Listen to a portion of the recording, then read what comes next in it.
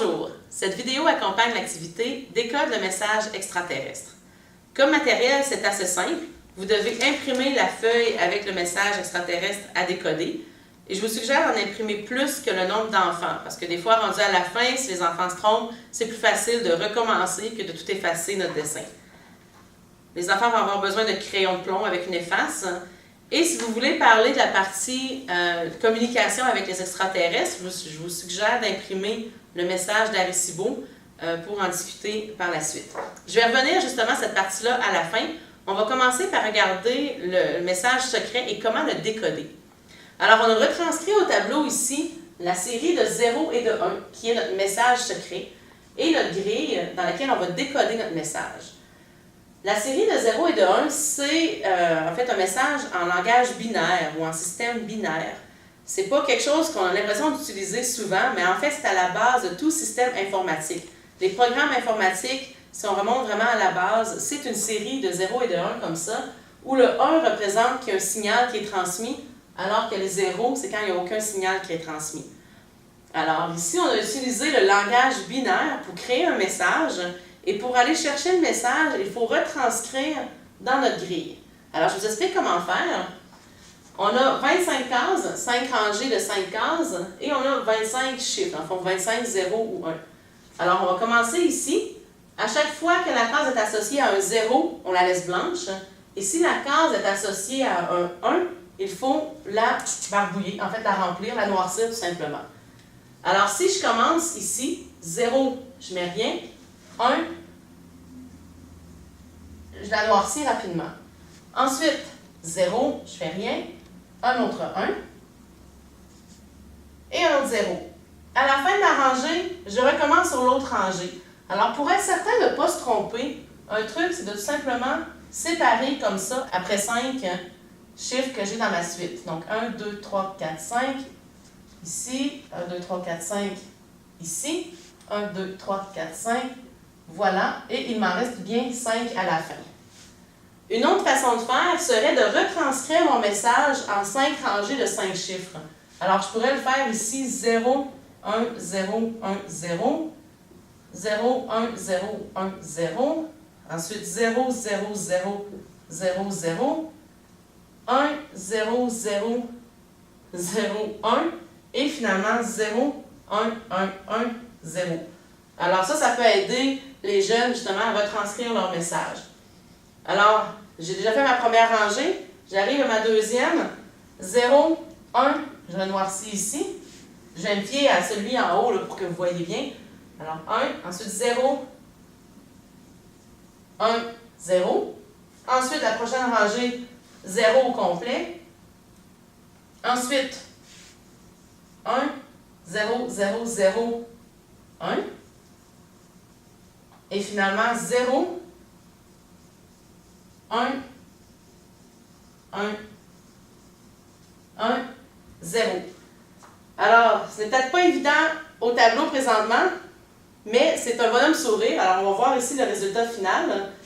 Alors, notre message secret, alors on ne le voyait pas au début, mais dans notre série de 0 et de 1, en fait, se cachait un bonhomme sourire. Si on réaligne notre message dans une grille de 5 par 5. Pour la partie niveau avancé, alors la deuxième grille, je ne la ferai pas au tableau ici, le principe est le même. Par contre, faites attention parce qu'ici, on a 4 rangées de 17 cases. Donc, je vous suggère fortement de compter 17 chiffres et de refaire vos lignes comme ça pour les séparer afin d'éviter de vous tromper par la suite. Et une fois à la fin, vous allez trouver le message secret qui est « Allô » dans la case du bas. Alors, on a utilisé le langage binaire pour faire un message secret et on retrouve le message en le mettant sur une grille et ça fait un dessin qu'on peut à ce moment-là voir ou un texte qu'on peut voir directement. Pourquoi est-ce qu'on parle de message extraterrestre? Mais en fait, c'est que le langage binaire pourrait être utilisé pour communiquer avec des extraterrestres. Ça, c'est une grande question. Alors, évidemment, on ne sait pas pour l'instant si on est seul dans l'univers, mais c'est une des plus grandes questions de l'humanité. Et il y a de la recherche sérieuse en astronomie qui se fait à savoir si on est seul ou pas. Enfin, on essaie de découvrir d'autres planètes, ce qu'on appelle les exoplanètes, les planètes autour des étoiles lointaines. Est-ce qu'il y aurait de la vie? Et si oui, est-ce qu'il pourrait y avoir de la vie intelligente, donc une civilisation avec laquelle on pourrait communiquer? Pour l'instant, on ne sait pas, mais les possibilités sont immenses parce qu'il y a beaucoup d'exoplanètes seulement dans notre galaxie, par exemple, et il y a plusieurs galaxies aussi. Alors, comment est-ce qu'on pourrait communiquer? Imaginez que demain, on découvre qu'il y a une civilisation extraterrestre. Comment est-ce qu'on pourrait communiquer avec eux? Évidemment, ils ne parleront pas aucune des langues qu'on retrouve sur la Terre. Ça ne serait pas comme dans les films, quand les extraterrestres parlent toujours la même langue que les acteurs. Ça serait trop facile.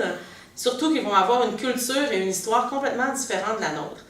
Alors, ça sera un beau défi et il y a vraiment des gens qui ont pensé sérieusement et qui ont fini par se dire que comme les lois de la nature sont les mêmes partout, dans le fond, la science, les lois qui décrivent les phénomènes physiques qu'on retrouve autour de nous, ces lois-là sont les mêmes partout dans l'univers. Alors, probablement qu'utiliser un langage scientifique ou mathématique serait la meilleure façon, ça serait la base commune afin de communiquer avec une civilisation extraterrestre. Et c'est ce qu'on a déjà essayé de faire. Alors, évidemment, le message qu'on a décodé ici, ce n'est pas un vrai message extraterrestre, mais on a déjà essayé d'envoyer un message à des extraterrestres en utilisant le système binaire, et c'est justement ce qu'on retrouve dans le message d'Arecibo. Alors, ce message-là a été envoyé en 1974 en utilisant le radiotélescope d'Arecibo, justement, d'où vient son nom.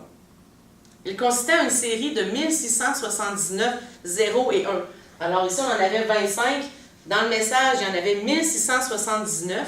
Et si on les raligne d'une certaine façon dans une grille, on retrouve les dessins qu'on a ici. Le message original, juste avec les 0 et les 1, il n'avait pas de couleur, mais là, on a mis des couleurs juste pour voir un peu mieux sur le dessin ici. Alors, qu'est-ce qu'on pourrait inclure dans un message comme ça? Encore une fois aussi, il faut y penser. Qu'est-ce qu'on dit sur la Terre? Comment on se présente à une civilisation extraterrestre? Alors, je vous explique rapidement ce qu'on a mis ici. C'est de l'information, en fait, générale sur les humains, la vie, notre place dans le système solaire. Alors, premièrement, la première partie en haut, ce sont les chiffres de 1 à 9 en langage binaire. En mauve, en dessous, on retrouve les numéros atomiques des éléments les plus communs à la vie. En fait, ça l'explique dans la vie en général sur la Terre, on retrouve de l'oxygène, de l'hydrogène, du carbone, de l'azote et du phosphore. Ensuite, en vert, on retrouve encore une fois comme les molécules les plus communes à la vie. Alors, les agencements des 5 éléments que je viens de vous mentionner, le carbone, le phosphore, l'azote, l'hydrogène, ainsi de suite, on les retrouve ici dans les molécules les plus présentes dans la vie. En dessous, en bleu, on retrouve la double hélice de l'ADN. Alors, encore une fois, l'information de base sur la vie. Et là, peut-être la seule information que vous avez pu décoder de ce message-là, c'est le petit bonhomme ici en rouge. Alors, évidemment, c'est un humain, avec à côté la hauteur de l'humain en langage binaire et la population humaine à ce moment-là. En 6, c'est peut-être l'autre partie qu'on peut deviner un peu, c'est le système solaire, avec le Soleil, les planètes. La Terre est décalée un petit peu pour montrer que le message vient de là.